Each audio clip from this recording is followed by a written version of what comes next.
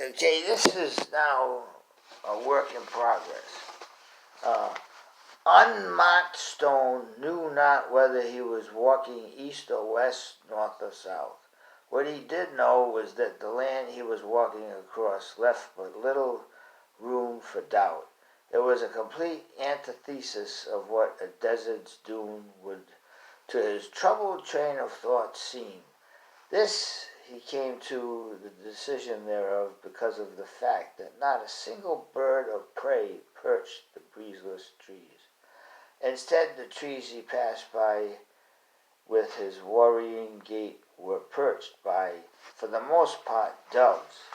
But what really drew his train of thought into that of a partial paradox between suspicion and juxtaposed singularity of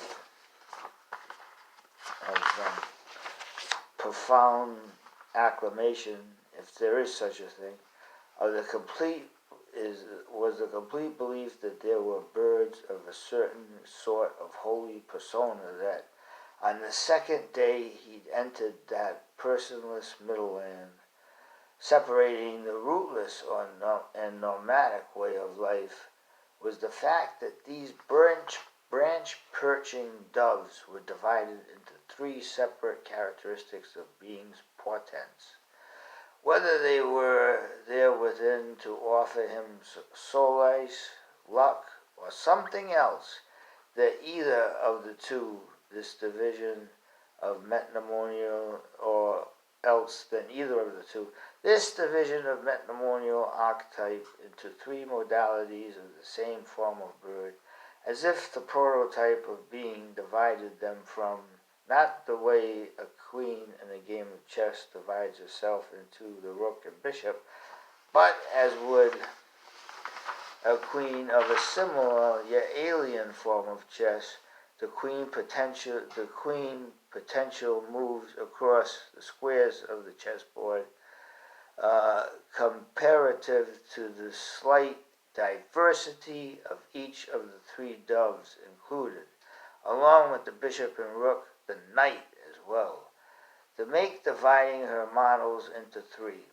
At one point he wondered to himself if they were metaphors of the Father, Son, and Holy Spirit, or perhaps the polytheism that the Father of the entirety of the physical universe impregnates into one, relative to the dynamics of much earlier characteristics of an earlier phase of logical syllogisms. In other words, this strange land was closer to being the antithesis of the palpable sense of evil characteristics of all deserts. Perhaps he'd entered a geographical combination of the high, middle, and lowlands that each wears as would a family-like coat of arms on the suit of day, night, and sometimes in between the two. He knew as well a lacking of hunger and thirst. Even after this passage of time, he could only attribute to the different forms of life there within. Also, he felt no sense of loneliness, or as well the need for human conversation while there. It was in the fourth day of his travelogue that he came to see, in the self-erasing distance, what looked as if to be the small one, as if to be a small one or perhaps two-story form of shelter, or rather a house unlike in structure anything he'd ever before now clapped eyes upon. Unmarked stone wandered not only to himself but also toward whatever form of gravitationally sound cosmos, if not of the usual earth he always knew as a friend and sometimes unconscious foe, whether or not he should enter this strange ramshackle and entirely lopsided mode of habitation, or leave it to itself and whoever might be its owner. He decided momentarily to enter it, finding the door where he pushed its knobless wood forward, opening easily and without any real effort on his part. What he saw inside startled him for a moment or two, until accepting its visage as it was, he saw in the center of the first of the habitations 2 rooms, a table, 4 empty chairs, and a half played out game of chess atop the square table. Studying the layout of the peculiar to the game's progress, he slowly realized that the nature particular to the queen, knight, bishop, and rook was existentially relative in some way to the unceremonial nature of the numerously differentiated doves he'd been passing since having found himself in a strange and elsewise barrenous land.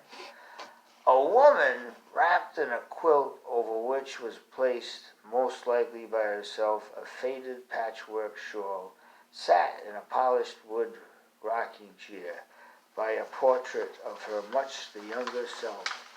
Alongside the portraiture was a window. What was so seemingly bizarre in its visage there within the window frame was that it beheld the vision of a somewhat labyrinthine city in the distance, dichotomically opposed to the place and time from whence he'd just a few or 3 minutes earlier entered from without the unlocked and knobless door. "Why are you here again?" the woman asked him from her seat before the timeless portrait of herself, or someone very closely resembling her own personage. "Are you staying this time?" she inquired, angrily yet hopeful. "Who on earth are you?" he replied. "And where do you and I know one another from?" And this is the end of chapter 1. Paulbedard, copyright 2/14/2021. That's the end of the first chapter.